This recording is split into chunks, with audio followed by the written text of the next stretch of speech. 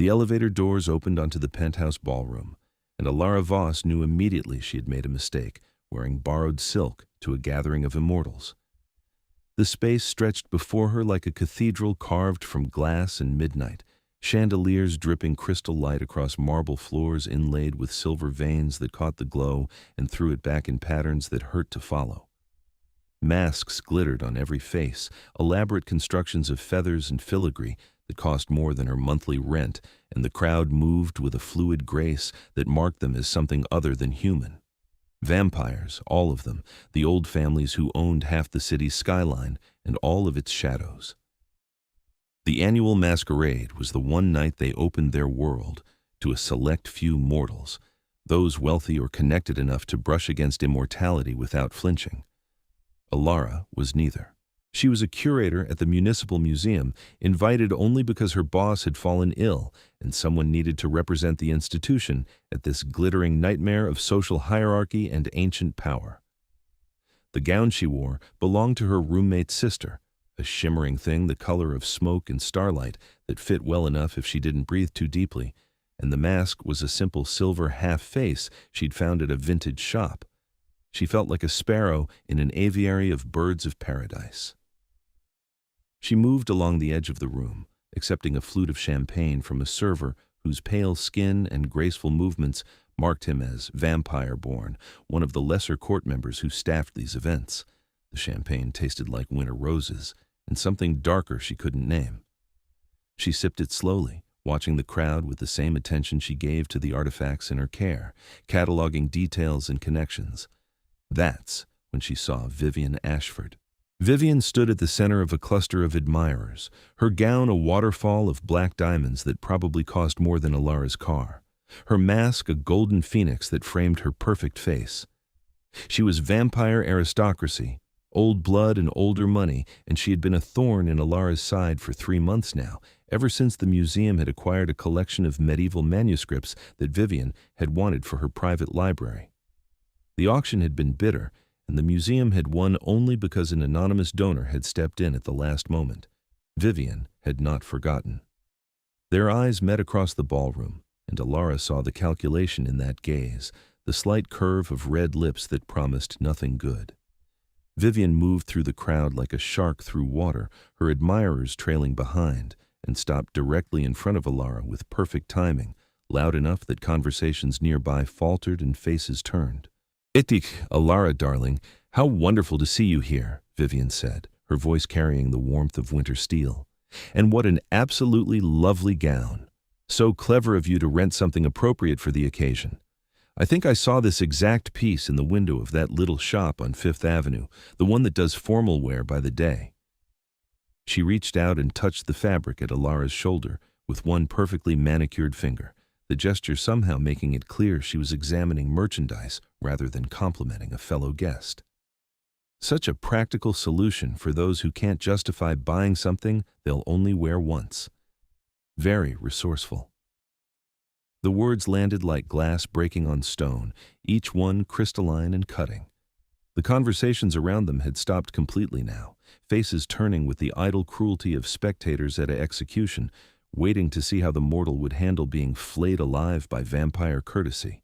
Elara felt heat rise in her cheeks, the champagne flute suddenly slippery in her hand. She opened her mouth, searching for something sharp enough to throw back, something that wouldn't make her look small and desperate, but Vivian was already smiling wider, sensing victory. "It really is the perfect choice for someone in your position," Vivian continued, turning slightly to include her audience in the performance.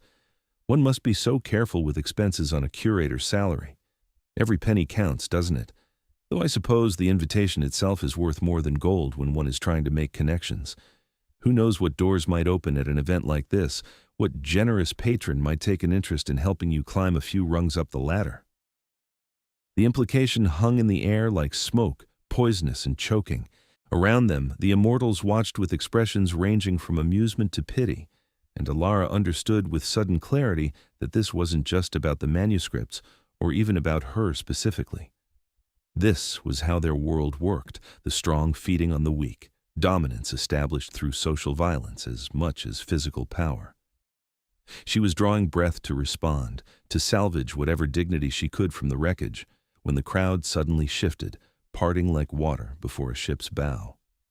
The vampire who walked toward them moved with an economy of motion that suggested centuries of absolute confidence, every step measured and certain. He was tall, dressed in a black suit that probably cost more than Elara's yearly salary, tailored to perfection over shoulders that carried the kind of strength that didn't need to announce itself. His hair was white silver, swept back from a face that looked carved from marble, all sharp angles and classical beauty that no human artist could quite capture.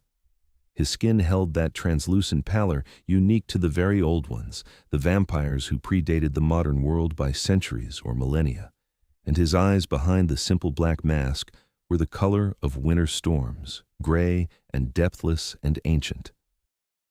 Elara recognized him from the museum's archives, from portraits and photographs spanning 200 years of documented history, and God knew how much undocumented time before that. Quintus Gravori, the vampire king of the Eastern Territories, the one who had signed the accords that allowed vampires and humans to coexist in this city, the one whose word was law among the immortal families. He never danced. She knew that much from the gossip that swirled through even mortal circles. He attended these events as political necessity, but he stood apart, untouchable and alone, granting no favors and accepting no petitions during the masquerade. To be acknowledged by him was considered a coup. To be ignored was expected. He walked directly to Elara and stopped, his gaze fixing on her with an intensity that made her breath catch. "I don't believe we've been formally introduced," he said, his voice carrying a faint accent that might have been Italian or something older, something that predated modern borders. "I am Quintus Gravori, and you are the curator who saved the Blackwood manuscripts from being locked away in a private collection where no scholar would ever see them again." The words fell into the silence like stones into still water, and Elara saw Vivian's expression freeze, the smile becoming brittle. "Elara Voss," she managed, her voice steadier than she felt. "And yes, I work for the museum. We were fortunate to acquire the manuscripts." "Fortune had nothing to do with it," Quintus said, and something in his tone made her wonder if he had been the anonymous donor, though that seemed impossible, absurd even. "You wrote a grant proposal that made a compelling case for public access to historical documents. I read it. It was exceptional work." He extended one hand toward her, palm up, the gesture formal and unmistakable. "Would you honor me with a dance, Miss Voss? I find I'm in the mood to break precedent tonight." The ballroom had gone completely silent now, every eye fixed on them, and Elara understood that whatever she did next would define her in their world, mark her as either someone who crumbled under pressure or someone who could walk through fire without burning.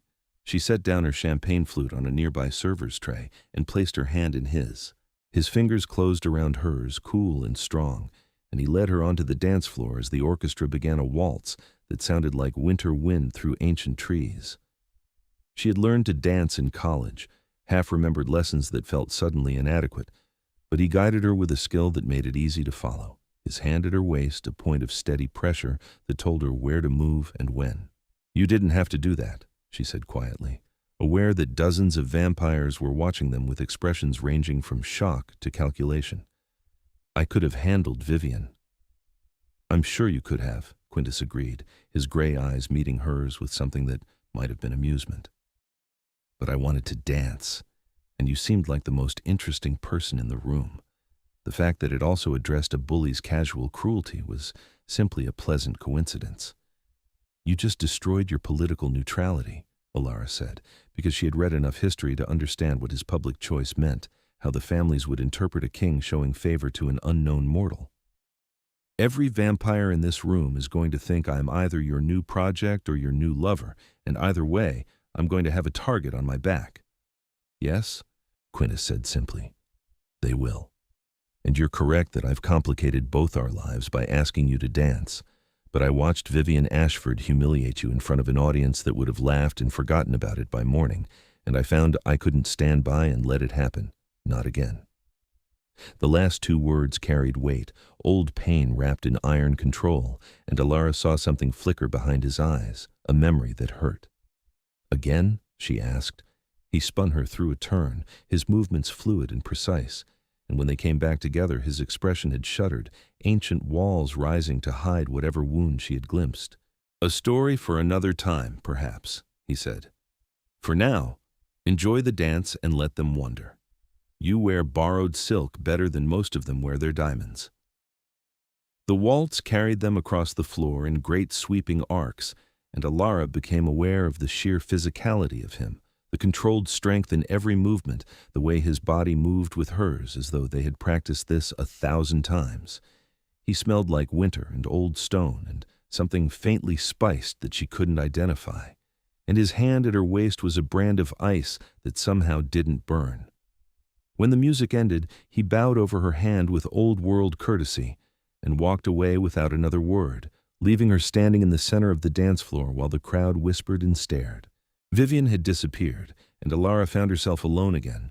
Only now the other guests approached her with a wariness that hadn't been there before, offering careful introductions and testing conversation as though she might bite. She deflected them as politely as she could and escaped to the balcony, needing air and space to think. The city stretched out below, a carpet of lights that masked the darkness between buildings, and she leaned against the railing, her borrowed gown suddenly feeling like armor that didn't quite fit. "He destroyed her, you know." The voice came from her left, and Elara turned to find an older woman watching her with eyes that gleamed red in the dim light. Vampire, obviously, one of the ancient ones if the sheer weight of her presence was any indication. She wore a gown the color of dried blood and a mask of white lace that somehow made her look more predatory rather than less. "Vivian?" Elara asked. "Quintus," the woman corrected. "By choosing you," he made a statement. "Every vampire in that ballroom now knows that Vivian Ashford crossed a line, that her behavior was unacceptable to the king himself. She'll lose standing, lose influence, and it will take her decades to rebuild what she lost tonight. He protected you, yes, but he also punished her, and he did it with a dance instead of a sword."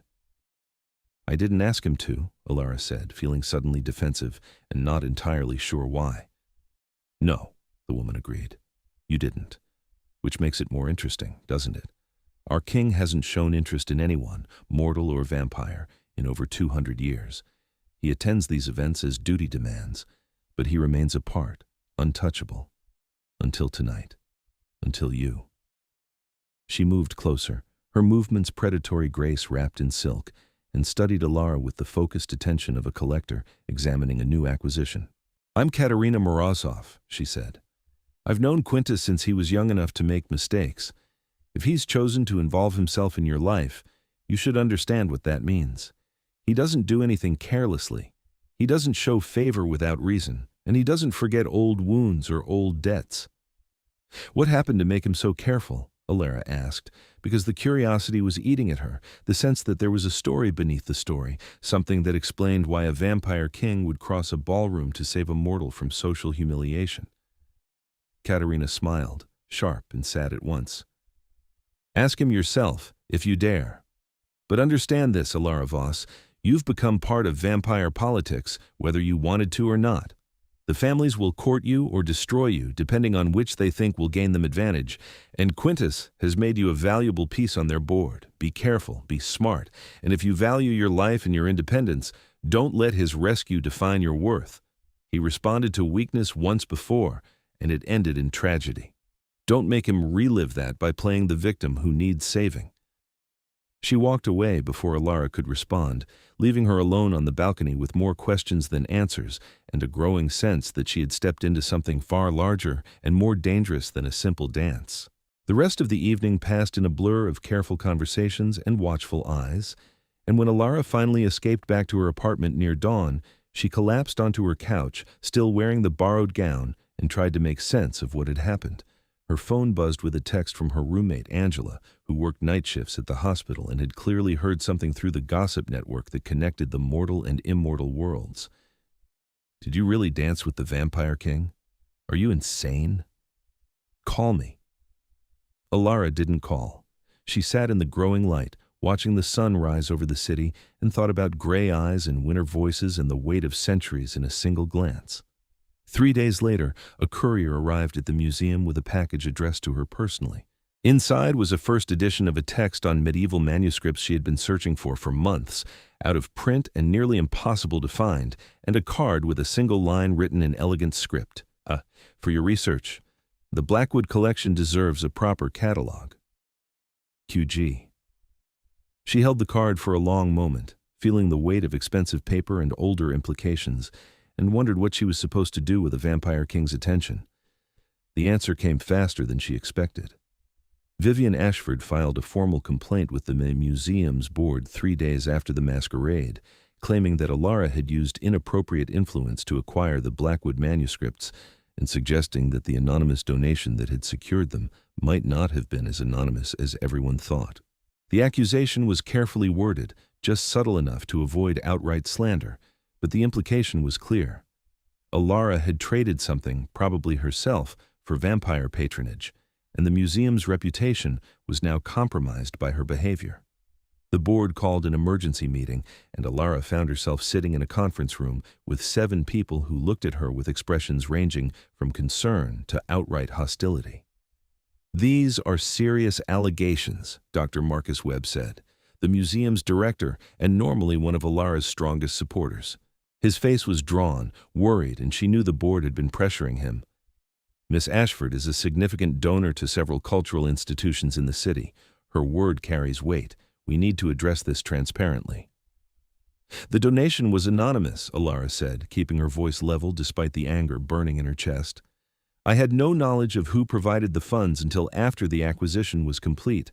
I wrote a grant proposal and submitted it to the acquisition committee. Everything was done according to procedure." "But you attended the vampire masquerade," another board member said, a woman named Patricia Chen, who had never liked Elara and wasn't bothering to hide it now. "And you were seen dancing with Quintus Gravori himself. That suggests a level of personal connection that raises questions about the timeline of your relationship." "I was invited to represent the museum because Dr. Webb was ill," Elara said.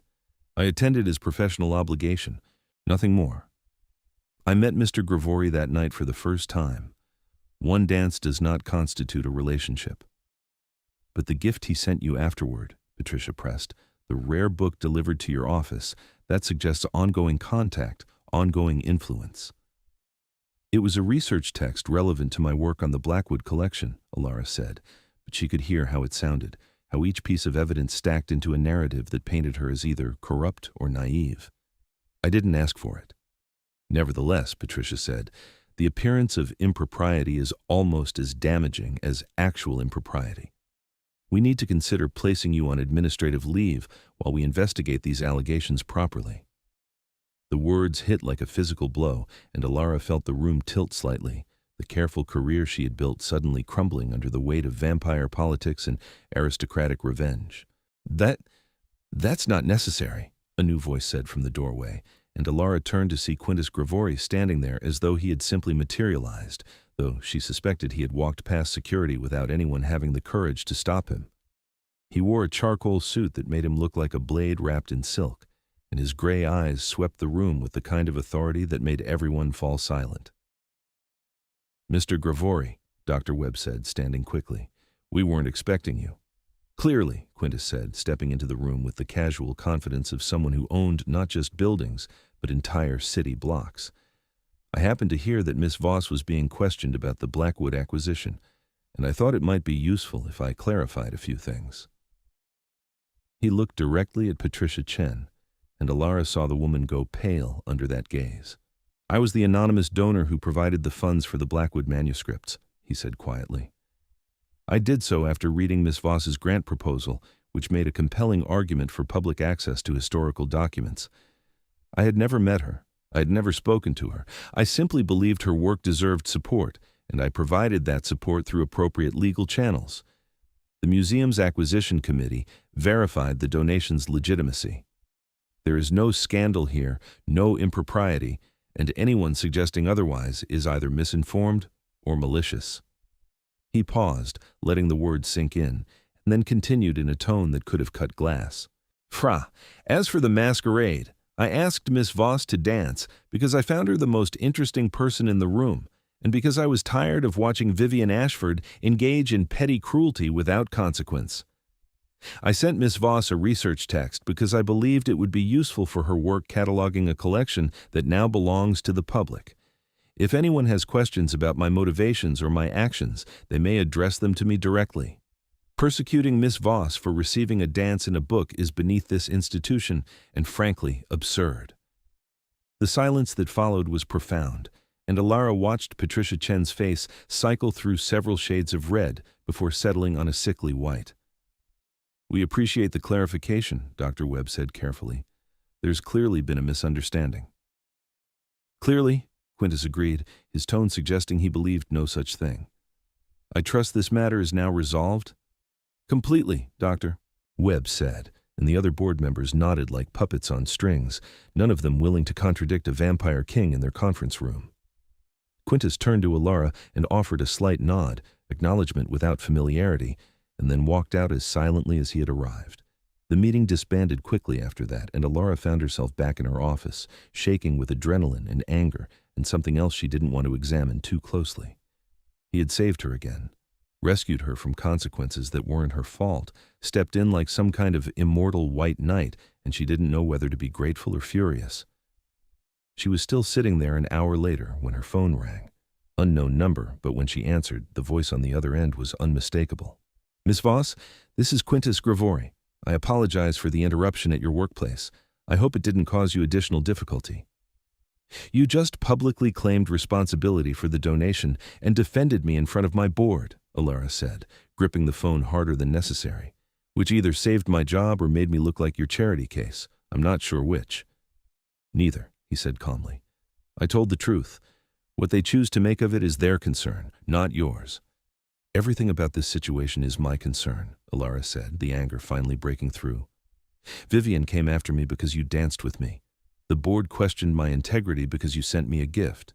You keep stepping into my life and fixing things, and every time you do, it makes me look weaker, like I'm someone who needs protecting rather than someone who can stand on her own." There was a long pause, and when he spoke again, his voice was quieter, something raw beneath the control. "You're right," he said. "I've been handling this badly. May I see you? Tonight, if possible. There's something I need to explain, and I'd rather do it in person." Elara hesitated, every instinct warning her that getting more involved with a vampire king was a terrible idea, but curiosity and something else, something that felt dangerously like attraction, won out. "Where?" she asked. He gave her an address in the old quarter of the city, the part where buildings predated modern construction codes and streets still followed medieval patterns, and told her to come after sunset. She spent the rest of the day working on the Blackwood catalog and trying not to think about what she was doing. But when evening came, she found herself standing outside an unmarked door in a building that looked like it had been there since the city's founding. The door opened before she could knock, and Quintus stood there in shirt sleeves and dark trousers, looking somehow more dangerous without the armor of formal wear. "Thank you for coming," he said, stepping aside to let her enter. The space inside was not what she expected. She had imagined something Gothic and Baroque, all velvet and candelabras, but instead found herself in a modern apartment with clean lines and minimal furniture, floor-to-ceiling windows overlooking the city, and walls lined with books that looked both ancient and well-used. It was the home of someone who valued function over display, knowledge over decoration, and she found herself revising her mental image of him slightly. "You wanted to explain," she said, staying near the door, maintaining distance. Quintus walked to the windows and stood looking out at the city, his profile sharp against the light. 230 years ago," he said quietly. "I was young for a vampire, barely a century old, and I fell in love with a mortal woman named Isabella. She was a scholar, brilliant and beautiful, and she saw past what I was to who I was. We tried to keep it secret, but vampire society has few secrets, and eventually, the families found out." He paused, and Elara saw his hands clench at his sides, old pain rising to the surface. "They couldn't challenge me directly. I was already king, already too powerful to attack openly. So they went after her instead. They didn't kill her, nothing so crude. They destroyed her reputation, spread rumors that she was a fortune hunter, a social climber who had seduced me for power and position. They mocked her at gatherings, cut her in public, made her an outcast in both mortal and immortal society. And I, like a fool, believed that if I stayed silent, if I remained neutral, the storm would pass and she would be safe. His voice had gone flat, emotionless in the way that suggested the feeling was too large to express. It didn't pass. The cruelty escalated. One of the families, trying to gain favor, orchestrated a public humiliation at a ball not unlike the masquerade you attended. They arranged for her to be accused of theft, planted evidence, made her look like a common criminal in front of everyone. She was arrested, jailed, and though I had her released within hours and the charges dismissed, the damage was done. Her reputation was destroyed. Her family disowned her to avoid the scandal. And she, proud and heartbroken, left the city and disappeared. I searched for her for decades, but she had vanished completely, and I never saw her again. He turned to face Elara, and his eyes held an ancient grief that made her throat tight. I swore then that I would never stand by and watch someone I cared about be destroyed by social cruelty again, he said, that I would use whatever power I had to protect those who couldn't protect themselves from that kind of casual, genteel violence. When I saw Vivian humiliating you at the masquerade, I saw Isabella standing there, and I wouldn't let it happen again. Elara felt something shift in her chest, understanding dawning with uncomfortable clarity. You didn't choose me because of who I am, she said slowly. You chose me because I reminded you of someone you failed to save. No, Quintus said, crossing to her with sudden intensity. That's where you're wrong. I chose you because watching you stand there, holding your ground despite the humiliation, refusing to let them see you break, I saw someone strong enough to weather the storm I once didn't protect Isabella from.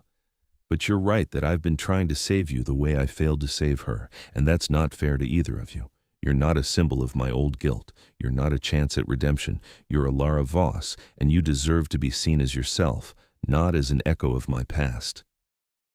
He stopped a few feet away, close enough that she could see the silver flecks in his gray eyes, the fine lines at the corners that suggested age despite his ageless face. I'm sorry, he said simply. I've been handling this as though you were a problem to solve instead of a person with her own agency. Katerina told you not to let my rescue define your worth, and she was right. You don't need saving.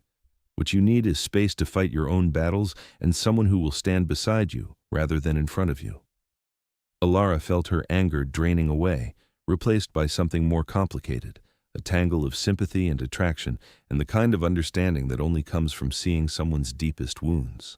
I don't need you to save me, she said carefully, but I also don't think I can navigate vampire politics alone. Vivian is going to keep coming after me, and there are going to be others who see me as either a tool to use against you or a weakness to exploit. I need allies, not protectors. Can you understand the difference? I can, Quintus said, and something in his expression softened, the ancient walls lowering slightly. And I can try to be what you need instead of what my guilt demands. Though, I should warn you, I'm not particularly good at standing back and watching people I care about face danger. People you care about, Elara repeated, catching the phrase. Is that what I am? He looked at her for a long moment.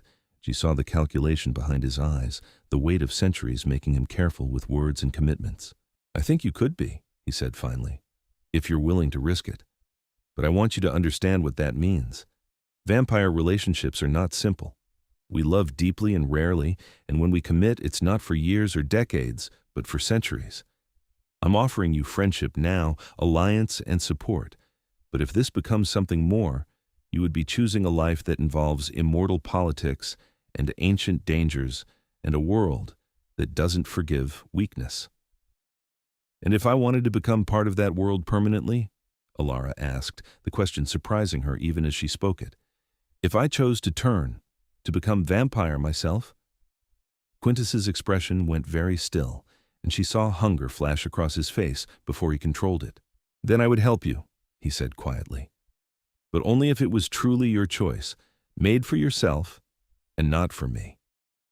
Too many mortals choose turning out of love or fear or desperation, and they end up regretting it when the centuries stretch out and they realize what they have lost. If you ever choose that path, it needs to be because you want immortality for its own sake, because you want the power and the time and the complexity of vampire existence, not because of me. Fair enough, Elara said, though part of her was already considering it, already imagining what it would mean to have centuries instead of decades, to stand as equal rather than protected mortal in the world he inhabited. They talked until dawn, sitting in his apartment while the city moved below, and Elara learned about the structure of vampire society, the families and their territories, the ancient feuds and fragile alliances that kept the peace.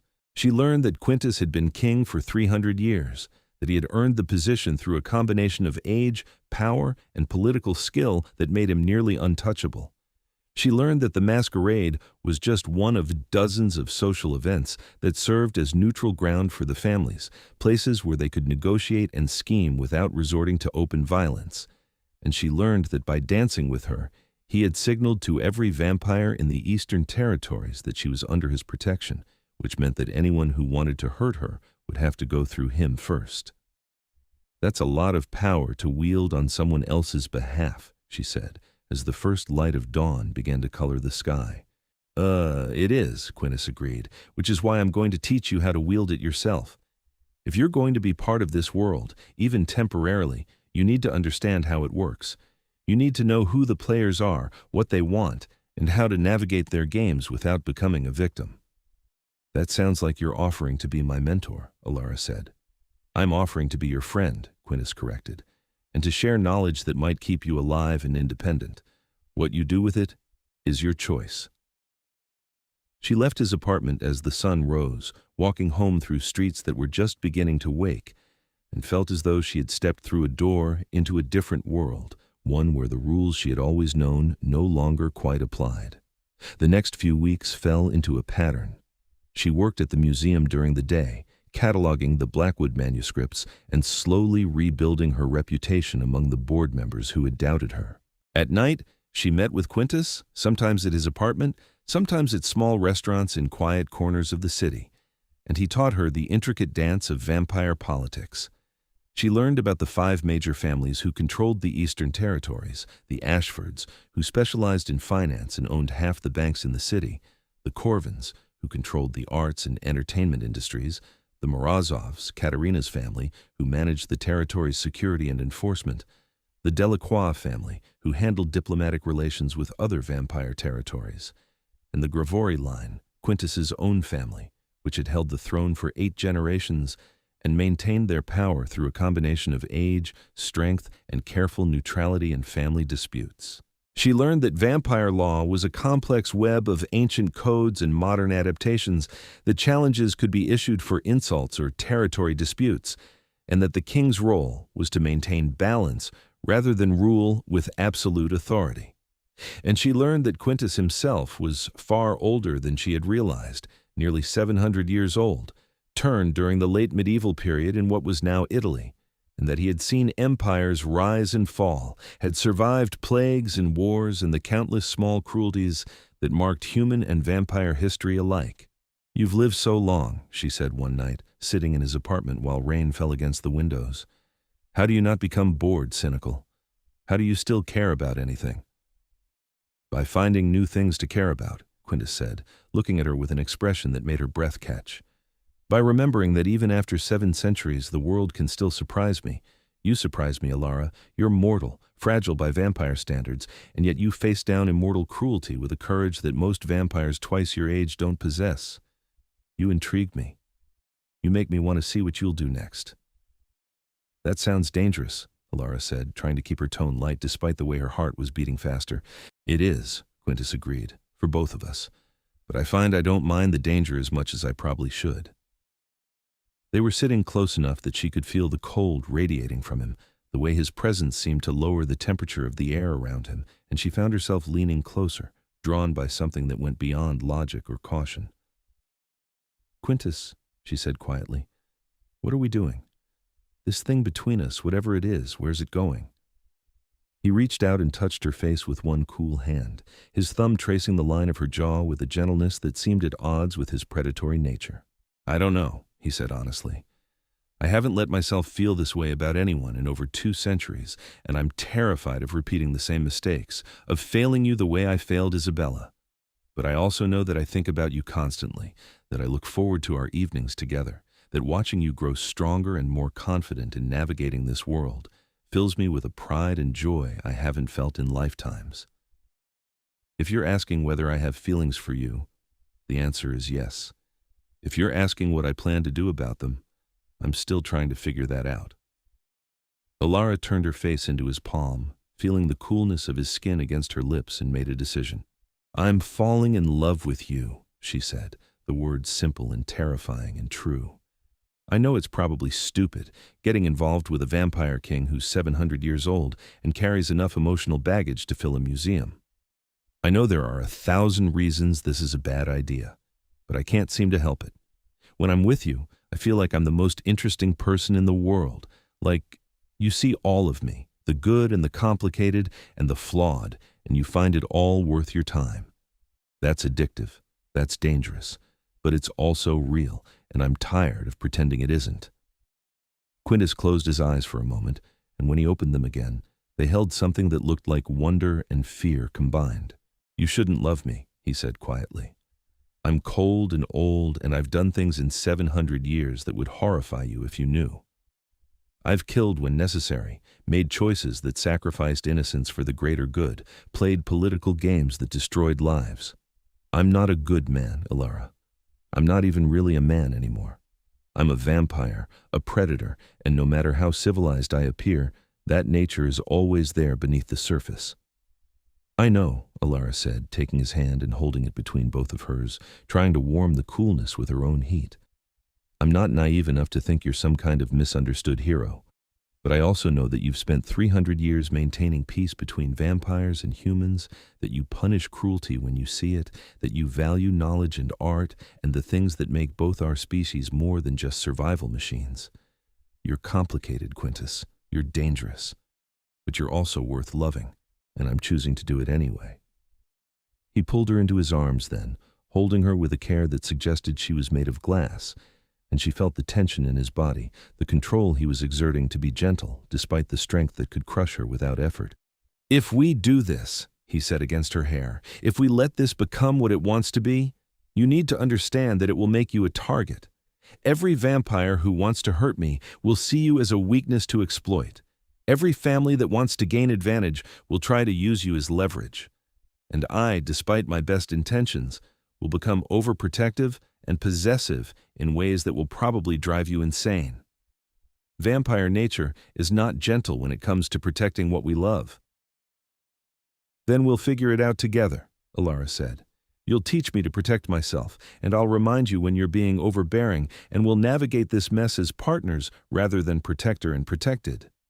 Deal?" "Deal," Quintus said, and kissed her.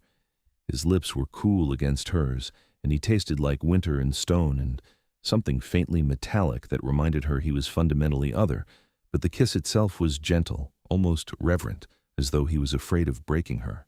She kissed him back harder, trying to communicate that she wasn't fragile, that she could handle the intensity of what he was, and felt him respond, the kiss deepening as his control slipped slightly.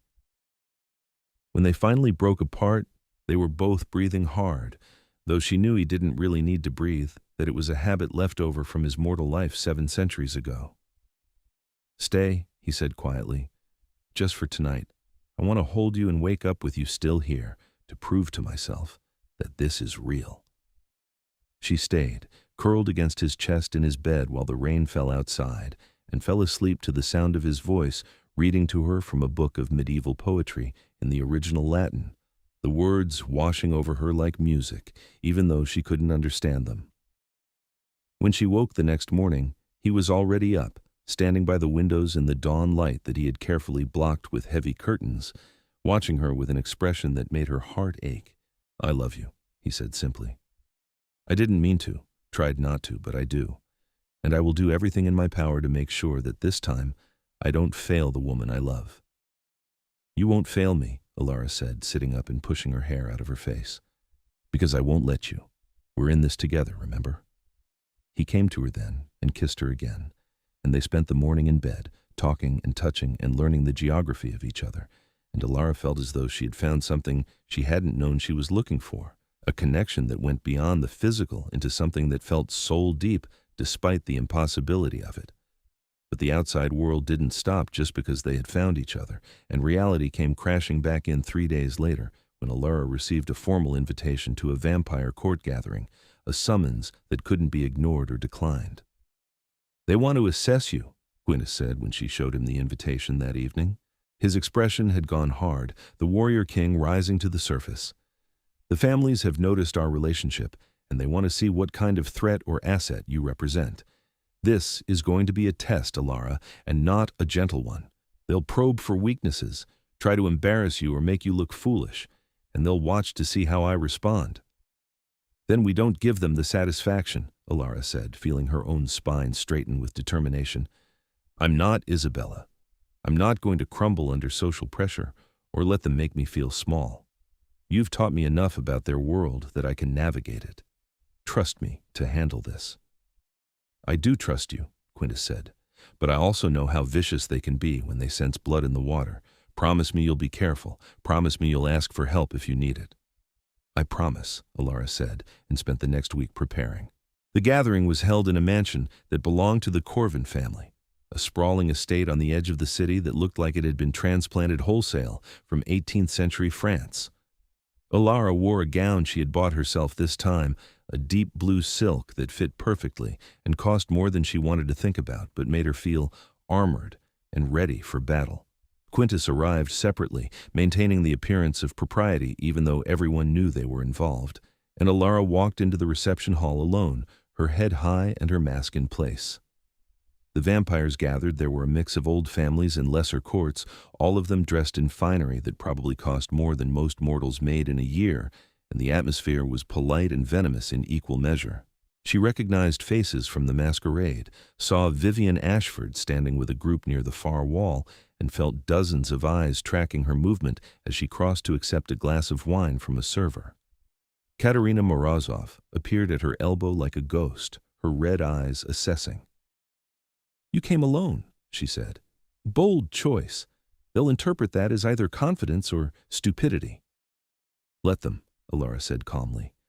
"I'm not here to play games. I'm here because I was invited, and refusing would have been an insult." "Good answer," Katerina said with something that might have been approval. "You've been learning. Just remember, they're going to test you, and Quintus won't be able to interfere without making both of you look weak. You're on your own tonight." "I know," Elara said, and moved into the crowd. The test started subtly. A vampire she didn't recognize engaged her in conversation about the Blackwood manuscripts, and then challenged her interpretation of a particular text, trying to make her look ignorant. She held her ground, citing sources and defending her position with the same confidence she used in academic debates, and saw surprise flicker across his face when she didn't back down.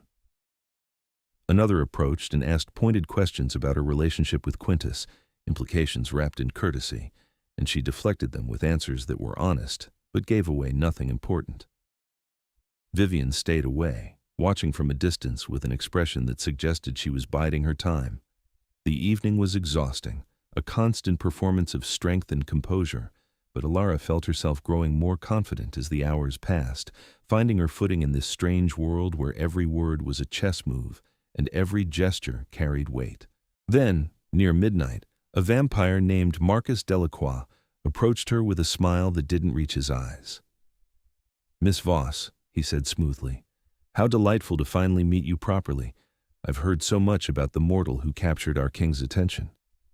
Tell me, how does it feel to be the subject of so much speculation?" "Overwhelming at times," Elara said carefully, sensing danger, "but interesting. I'm learning a great deal about vampire society." "Indeed," Marcus said, and his smile sharpened. "Though one wonders how long that learning will last. Mortal lives are so brief after all. Even if our king's interest holds, you'll be gone in what, 50 years? 60? A blink of an eye to us. It seems cruel, really, to invest so much emotion in something so temporary." The words were designed to hurt, to make her feel small and insignificant, and Elara felt anger rise hot in her chest. "Time doesn't define value," she said quietly. "A single human lifetime can hold more meaning, more growth, more change than a vampire experiences in centuries of carefully controlled existence. We burn brighter because we burn shorter, and perhaps that's something you've forgotten how to understand."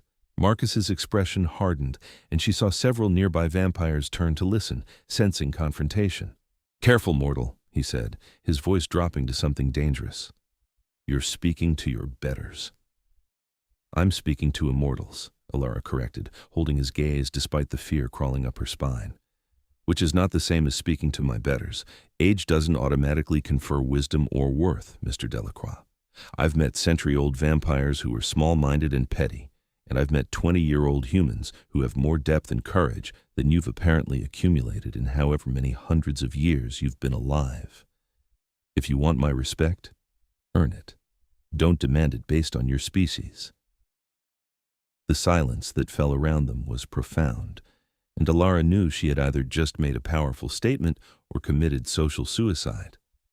Then Katerina Morozov laughed, the sound sharp and delighted.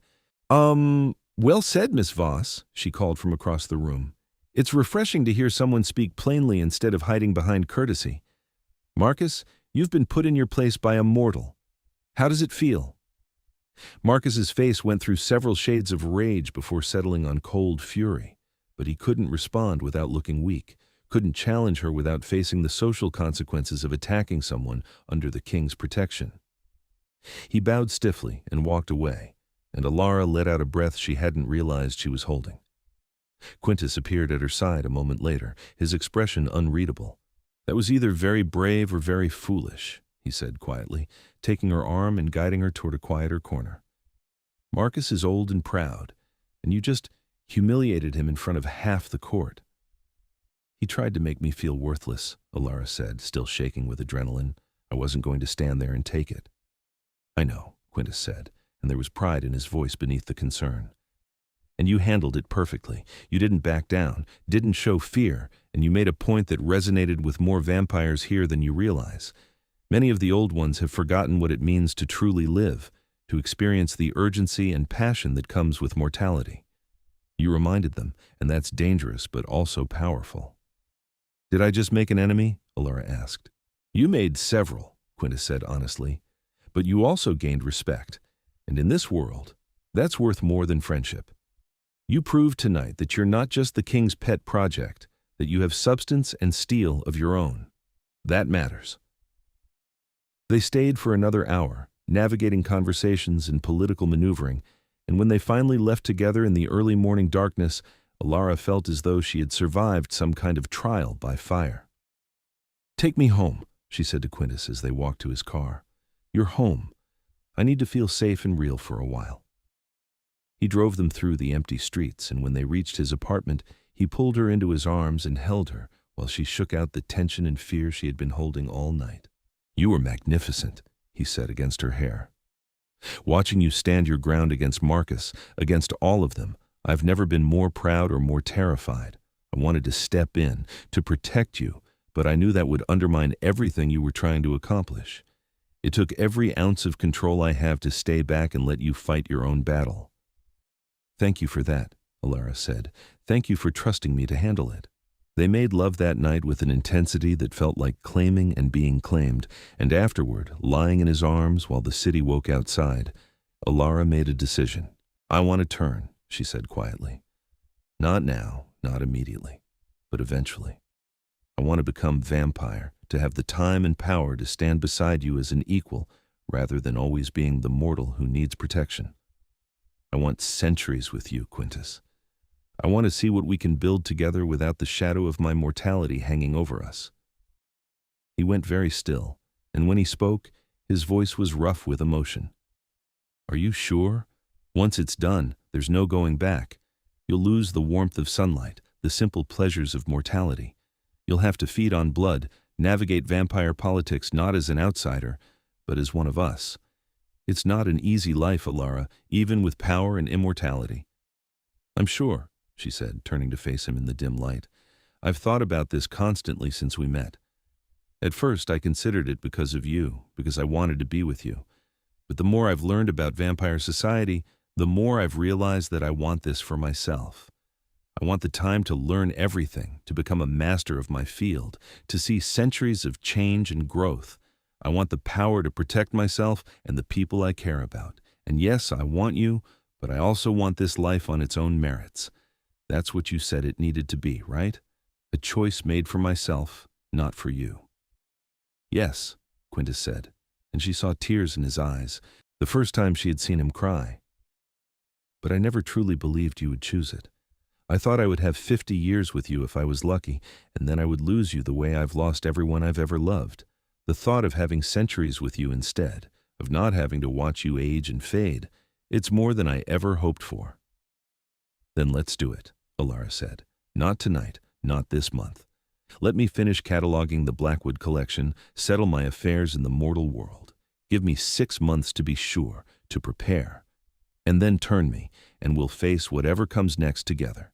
He kissed her then, deep and desperate, and she tasted salt on his lips and realized the tears were hers as much as his, joy and fear and anticipation all tangled together. The next 6 months passed in a blur of activity. Elara worked on the Blackwood catalog with renewed focus, determined to finish her mortal scholarship before she transitioned.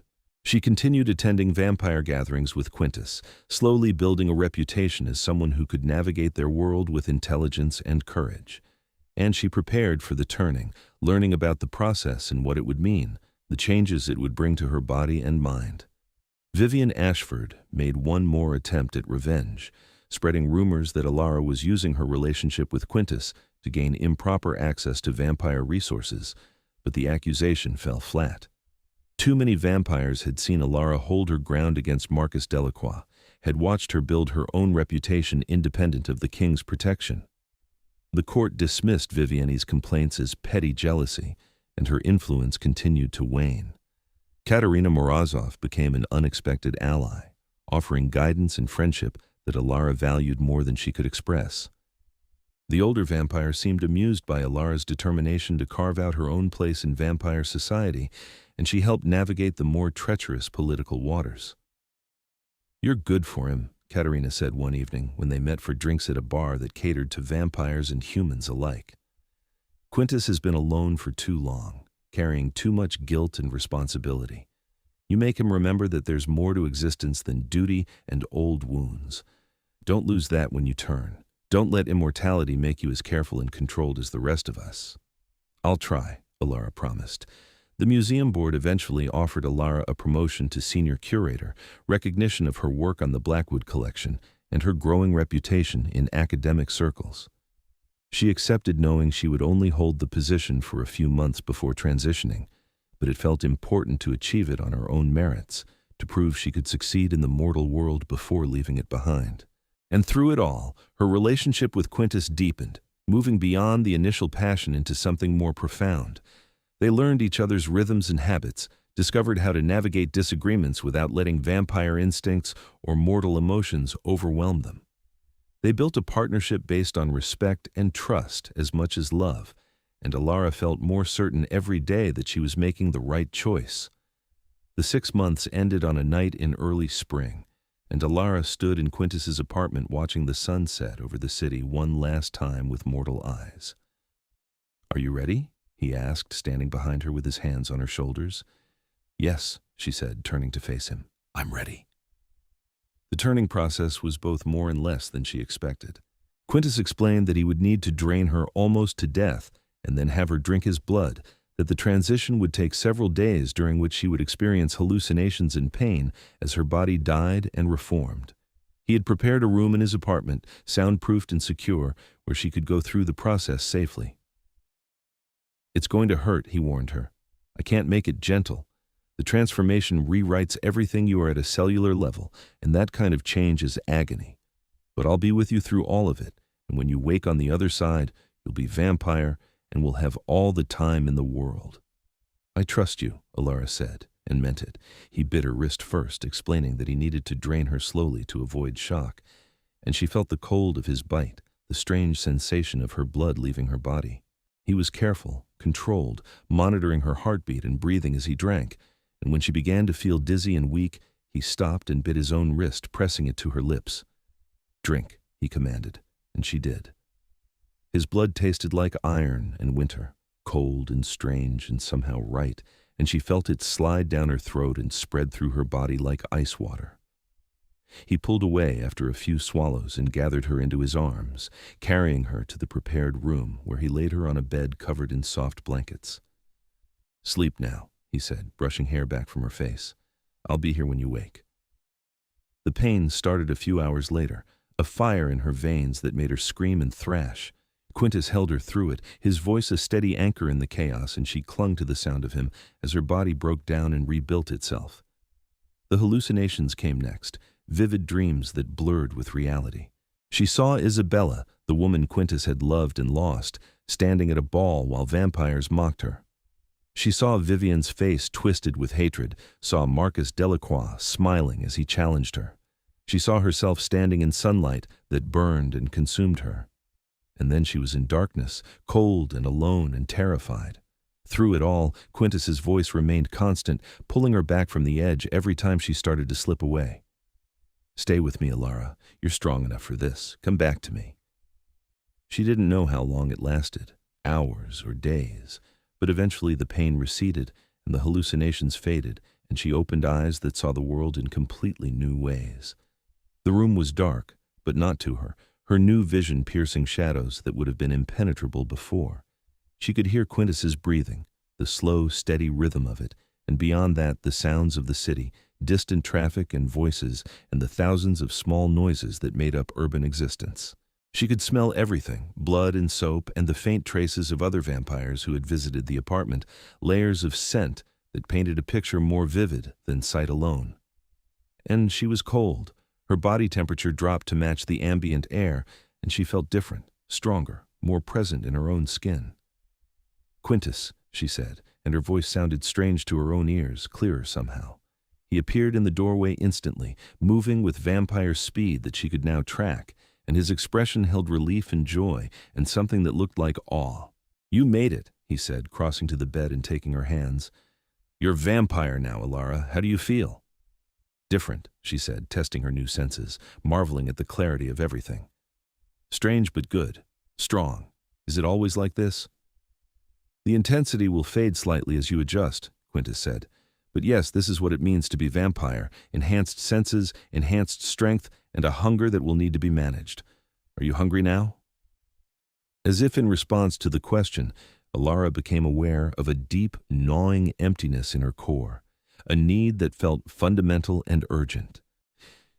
"Yes," she said. "What do I do?" "I have blood here," Quintus said, producing a bag of the kind hospitals used for transfusions. "Medical supply, ethically sourced. You'll need to feed frequently at first while your body adjusts, but eventually you'll develop control. Drink this, and then we'll start teaching you how to manage vampire existence." She drank, and the blood tasted better than anything she had ever consumed as a mortal, rich and satisfying in ways that made her previous life seem pale and distant. When she finished, she felt more centered, more herself, and she looked at Quintus with eyes that could finally see him as he truly was, every detail of his face sharp and clear.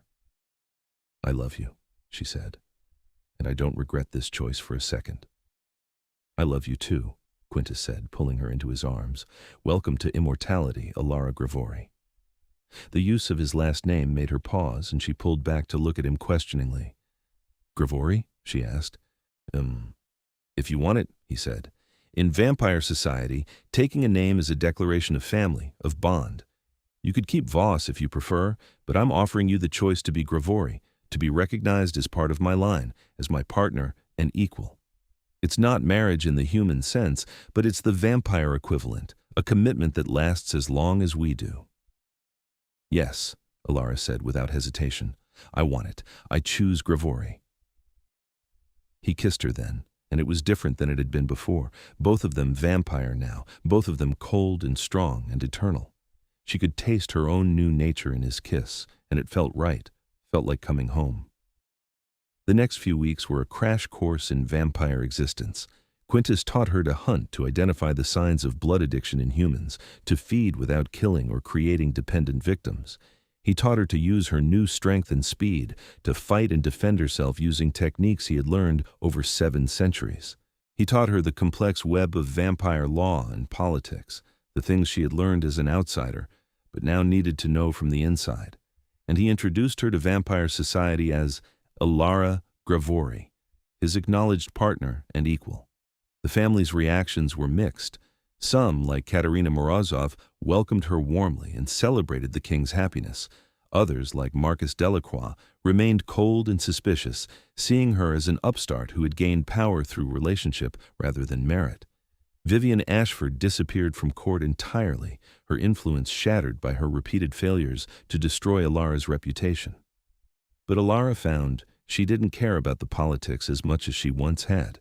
She had power now, real power, and a position that couldn't be easily challenged. She continued her work on medieval manuscripts, applying her new immortal perspective to scholarship that could now span centuries rather than decades. She took a position on the Vampire Council, using her voice to advocate for better relations between vampires and humans, for ethical feeding practices and transparent governance. And she stood beside Quintus as his partner, sharing the burden of leadership and the joys of immortal love. 1 year after her turning, they hosted a ball at the Gravori estate, a gathering that echoed the masquerade where they had first met. Elara wore a gown that she had designed herself, silver and blue like moonlight on water. And she stood at Quintus's side, greeting guests with the confidence of someone who had earned her place through courage and intelligence rather than just connection. Vivian Ashford appeared unexpectedly, her expression guarded but no longer hostile.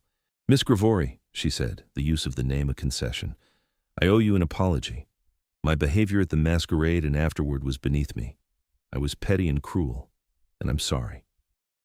Elara studied her for a moment, seeing genuine regret beneath the pride, and decided that holding grudges for centuries was pointless.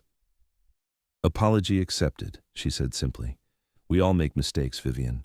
What matters is learning from them." Vivian nodded and moved on, and Elara felt something settle in her chest, a sense that old wounds were finally healing. As the ball progressed, she and Quintus danced together, moving across the floor with the perfect synchronization of partners who knew each other's rhythms intimately. The crowd watched with expressions ranging from approval to envy, and Elara knew they were seeing what she and Quintus had built together, a partnership based on equals rather than protector and protected. "Are you happy?" Quintus asked as they spun through a turn. "Completely," Elara said, looking up at him with eyes that would now see him clearly for centuries to come. "I chose this life, chose you, and I would make the same choice again without hesitation." "So would I," Quintus said, and kissed her in front of the entire court, a public declaration that needed no words. Later that night, after the guests had departed and they were alone in the quiet of their shared home, Elara stood at the window, looking out at the city she now saw through vampire eyes. "What are you thinking?" Quintus asked, coming to stand behind her. "That I used to worry about being mocked at a ball," she said with a laugh, "and now I'm hosting them. That I used to feel small and powerless, and now I have centuries to become whatever I want to be. That I was terrified of vampire society, and now I'm part of it, shaping it from the inside. Everything changed the night you chose me publicly, when you crossed that ballroom and offered me a dance. You gave me a chance to prove myself, and I took it and made it into something more than either of us expected." "You gave yourself that chance," Quintus corrected gently. "I just provided the catalyst. Everything you've become, every achievement and every victory, you earned through your own courage and intelligence. I'm proud to stand beside you, Elara, proud to love you, proud to build this immortal life with you." She turned into his arms, feeling the cold strength of him against her, the perfect match of their bodies now that she was vampire too. "I love you," she said. "For centuries to come, through whatever challenges we face, I love you." "And I love you," Quintus said, his gray eyes warm despite their coldness. "My equal, my partner, my heart, for all the centuries we have ahead." They stood together in the darkness, two immortals who had found each other against all odds, who had built something beautiful out of social cruelty and old wounds, and Elara knew that whatever the future held, they would face it together, strong and certain and eternally bound. The city spread out before them, full of humans and vampires living side by side, and Elara thought about how far she had come from that terrified mortal in a borrowed gown being mocked at a ball. She had claimed her place in this world, earned respect and power and love, and she had done it on her own terms, refusing to be either victim or trophy. She was Elara Gravori, vampire, scholar, and partner to a king, and her story was just beginning. Years passed, decades, and their love only deepened with time. They traveled together, seeing places Elara had only read about as immortal, experiencing centuries of change and growth. They faced challenges, political conflicts, and old enemies who tested their strength, but they faced them together, two halves of a whole that couldn't be easily broken. Elara became known in vampire society as a voice for reform, pushing for changes that made their world more ethical and transparent. She published scholarship that bridged the gap between human and vampire understanding, using her unique perspective as someone who had experienced both existences. She built relationships across family lines, creating alliances that strengthened the entire Eastern Territory. And through it all, Quintus stood beside her, no longer carrying the weight of old guilt and old wounds alone, but sharing the burden with someone who understood and loved him completely. They never forgot Isabella, the woman whose tragedy had brought them together in an indirect way, and they made sure that her story was remembered, that the kind of casual cruelty that had destroyed her was never tolerated in their court. They created systems to protect mortals who became involved with vampires, ensuring that what had happened to Isabella would never happen again. On the 50th anniversary of Elara's turning, they hosted another ball, and this time, it was a celebration rather than a political necessity. Friends and allies gathered from across the vampire world, and the evening was filled with laughter and music and genuine joy. As midnight approached, Quintus pulled Elara aside to a quiet balcony overlooking the city, the same view she had first seen from his apartment the night she learned about Isabella. 50 years, he said, taking her hands. The span of a mortal lifetime, and for us it's just the beginning. I never imagined I could be this happy, this content. You've given me more than I ever thought possible, Elara. You've given me hope and joy, and a future I actually want to see. You've given me the same, Elara said, squeezing his hands, and we have centuries more ahead of us, centuries to love and learn and build something beautiful together. I can't wait to see what we become. They kissed as the city sparkled below them, two immortals who had found something rare and precious in a world that often seemed dark and cruel. They had faced mockery and malice and emerged stronger, had chosen each other over and over again, and would continue choosing each other for all the centuries to come. Their story had started with humiliation at a ball, with a vampire king making a public choice that changed both their lives. But it had become so much more than that. A love story that spanned mortal and immortal existence, a partnership that proved that even the oldest, most wounded hearts could heal and hope again. And as they stood together in the darkness, Elara thought about the rival who had mocked her, not knowing that her cruelty would lead to this, to a love that would last centuries and a power that couldn't be easily challenged. Vivian had meant to destroy her, but instead had inadvertently given her the greatest gift imaginable, the attention of a vampire king who saw her worth and chose to honor it. The story could have ended in tragedy, another Isabella destroyed by vampire cruelty.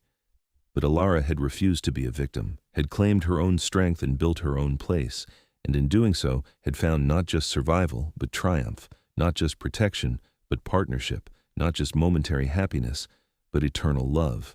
And that, she thought, as Quintus held her close and the city moved below them full of life and possibility, was the best revenge of all.